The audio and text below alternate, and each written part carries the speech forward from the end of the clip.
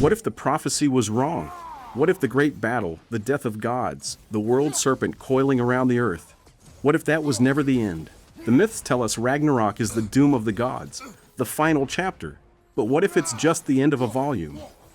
What if the real story, the one the Allfather himself tried to bury, is only just beginning? Welcome back to MythMode, and today we're venturing into the deep lore, into the shadows the game left untouched, to piece together a new prophecy. We're not just asking what happened during Ragnarok, we're asking the dangerous question, what comes after? Strap in, because we're about to connect the dots the developers left for us, and the picture they form is more incredible than you can imagine. To understand the future, we first have to re-examine the past. We have to look at what we were told was the end, and ask what was deliberately hidden from us. Our first prediction is a bold one. The Norse pantheon is not finished, not by a long shot. We all saw the climax. We saw Odin's essence, his very soul, trapped in that small glowing marble. We saw Sindri, in a moment of pure, raw grief, smash it to pieces. We witnessed Thor and Heimdall fall in battle. The game wants us to believe the threat is over. The Allfather is gone. But the Nine Realms are vast, and the echoes of godly power do not fade so easily. Let's start with the obvious absences. Where were the other major players? The game's story is tightly focused, but that narrative focus feels almost convenient. Where was Sif, Thor's wife, a goddess in her own right, who watched her husband and daughter die? We saw her disdain for Odin's methods, but that doesn't translate to forgiveness for the killers of her family. She isn't a warrior like Thor, but she is cunning, connected, and now she has nothing left to lose. She could be quietly gathering the disillusioned and the vengeful in the shadows of Midgard or Asgard, a silent, grieving queen preparing her counterstrike. But she is just the beginning. This is where the real mythology kicks in, and the developers have never been shy about pulling from the source material. In the Prose Edda, there is a god named Vidar. He is the son of Odin, a god of few words, of vengeance, and of immense strength. He is prophesied, fated, to survive Ragnarok and avenge his father's death by killing the wolf Fenrir. Now, think about that. A god specifically destined to survive the end of the world and deliver payback. We didn't see him in the game. His absence isn't an oversight. It's a Chekhov's gun waiting to be fired. Imagine a character more brutal and single-minded than even the Thor we first met, whose entire divine purpose is to hunt down and exterminate his father's killers. He is the embodiment of the cycle of vengeance that Kratos thought he broke. And what of the others? The enigmatic Ullr, the god of archery and skiing, another son of Thor who is never mentioned, or the host of Vanir gods like Njord or Freyr's own family, who have now lost their beloved leader. The realms are a power vacuum, and nature, especially divine nature, abhors a vacuum. But this all leads to the most terrifying, the most conspiratorial question of all. What if the Master of Lies lied about his own death? He game hammers home one central theme. Prophecies are not set in stone. Kratos was fated to die at Thor's hand in Atreus' arms. He didn't. He changed his destiny. So why would we assume every other thread of the prophecy played out exactly as the scrolls predicted? We saw Odin, the master strategist who played a centuries-long game, get tricked and trapped in a marble. It felt almost easy. What if it was? What if Odin, the all-seeker who spent lifetimes hoarding knowledge and seeking a way to cheat his fate, found one? What if the marble wasn't a prison, but a contingency plan, a horcrux, a cocoon for his consciousness, waiting for a specific trigger? Sindri smashing, it might not have destroyed him, it might have released him, scattering his essence into the fundamental fabric of the Nine Realms, allowing him to slowly seep back, to reform elsewhere. Think about his nature. He is a parasite of knowledge. He attached himself to Yggdrasil. What if his spirit is now attached to the world tree itself, seeing through its branches, listening, waiting, learning from the mistakes of his physical form? Or what if the marble was a beacon, and its destruction was the signal? A signal to something, or someone, outside the Nine Realms, that he is ready for the next phase. The most dangerous enemy is not the one who fights you head-on, but the one you believe is already gone. We haven't seen the last of the Allfather's schemes.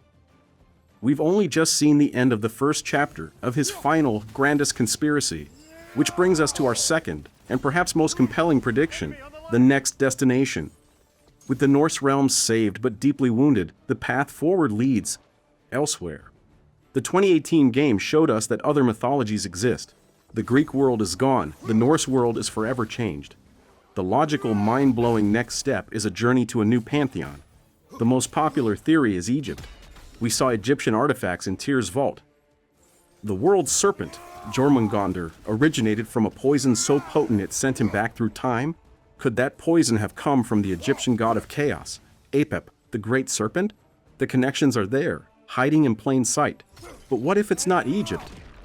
What if Kratos, in his final role as the new god of hope for the Norse realms, is called to another land on the brink of its own destruction?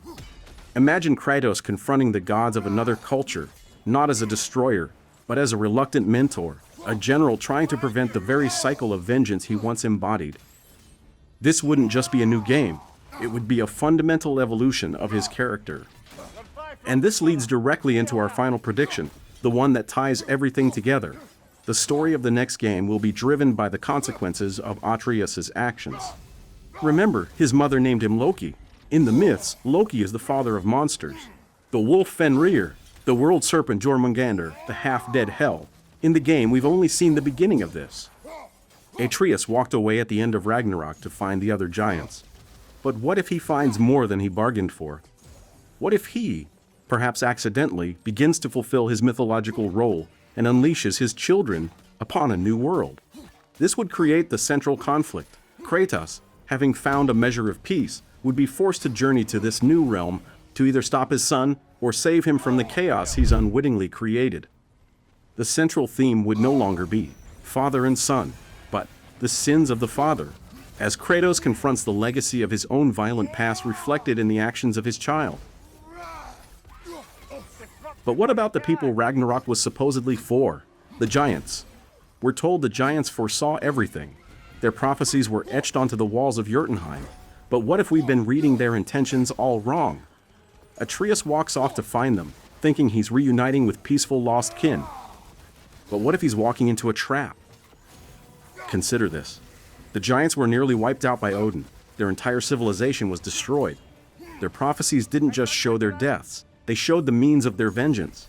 What if Ragnarok wasn't the endgame for them? What if it was just phase 1? They used Odin's own cycle of violence against him, letting the Aesir and Kratos tear each other apart. Now, with the Norse realms in a fragile, leaderless state, the stage is set for the Jotnar to return, not as victims, but as conquerors.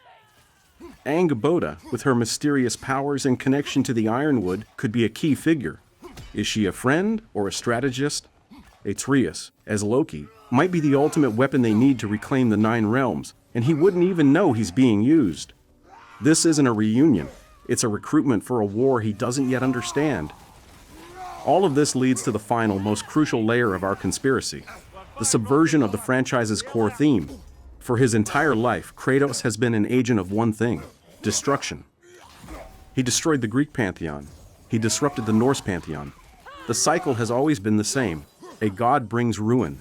But now he is hailed as the god of hope. This isn't just a title. It's a narrative bomb waiting to go off. His ultimate test in the next game won't be to destroy another pantheon. It will be to save one. Imagine this. A new realm is on the brink of its own Ragnarok. Its gods are corrupt, its people suffering, and a rebellion, perhaps even led by a familiar face like Atreus or the Jotnar, is rising to tear it all down. And Kratos, the ultimate destroyer of gods, must stand in the gap. He must use his knowledge of cycles, of vengeance, of war, not to fuel the fire, but to put it out. He would have to protect the very gods who might deserve punishment, to break the cycle permanently. This would be the ultimate redemption, a challenge that makes fighting Thor look simple. The conspiracy isn't about who we fight next. It's about fundamentally breaking the mold of what a God of War game can be. So let's look at the complete picture. The surviving members of the Norse pantheon, led by a vengeful Vidar or a cunning Sif, seek retribution. Their search for power leads them, or their conflict, to a new mythological realm. At the same time, Atreus, exploring his identity as Loki, triggers a crisis in that very same realm. And Kratos, pulled by the twin forces of his love for his son and his duty as a god who has finally learned hope, must journey into the unknown to set things right.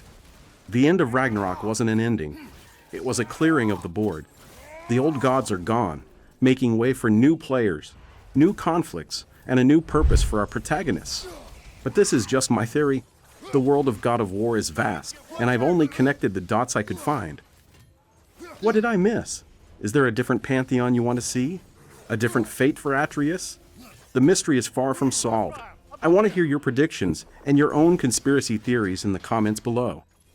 If this deep dive sparked your imagination, do me a huge favor and hit that like button and subscribe to MythMode for more explorations into the secrets of your favorite games. Until next time, keep questioning the story. This is MythMode, signing off.